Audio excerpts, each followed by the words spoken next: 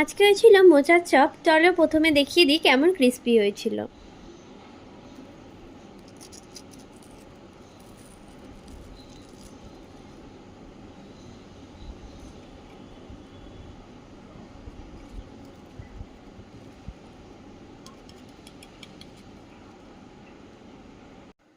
তো এই মোচার চপ বানানোর জন্য প্রথমে মোচাটাকে আর আলুগুলোকে ভালো করে কেটে সেদ্ধ করে নিয়েছিল। আর এদিকে গোটা জিরে, গোটা ধনে, গোটা মৌরি, শুকনো লঙ্কা, এলাচ, দারচিনি, তেজপাতা সব কিছুকে একসাথে গরম তেলে ভেজে নিয়ে বেটে নিয়েছিল। তারপরে ওই সেদ্ধ করে রাখা আলু আর মোচাগুলোকে তেলের মধ্যে দিয়ে তার মধ্যে হলুদ গুঁড়ো, নুন, চিনি দিয়ে ভালো করে নেড়ে চেড়ে নিয়ে অনেকক্ষণ ধরে মশলাটাকে একটু তেলের মধ্যে কষিয়ে নিয়েছিল পুরোটাকে। তারপর ওই বেটে রাখা ওই মশলাটাকে এর মধ্যে দিয়ে ভালো করে নাড়িয়ে চাড়িয়ে নিয়ে নামিয়ে নেবে। হ্যাঁ, ঝালটা তোমাদের স্বাদ মতোই নিও।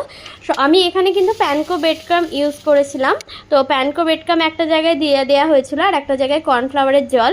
তো যে যেরকম শেপ চাও তোমরা দিতে পারো। আমরা এইরকম দুরকম শেপ করেছিলাম। তো করে দুবার কোটিং করেছিলাম, একবার কর্নফ্লাওয়ারের জলে ডুবিয়ে ব্রেডক্রামে, আবার কর্নফ্লাওয়ারের জলে ডুবিয়ে আবার ব্রেডক্রামে। তো এইভাবে ডবল কোটিং করে তারপরে ভালো করে তেলটা গরম হয়ে গেলে তেলের মধ্যে ভালো করে লাল লাল করে ভেজে নেওয়া হয়েছিল।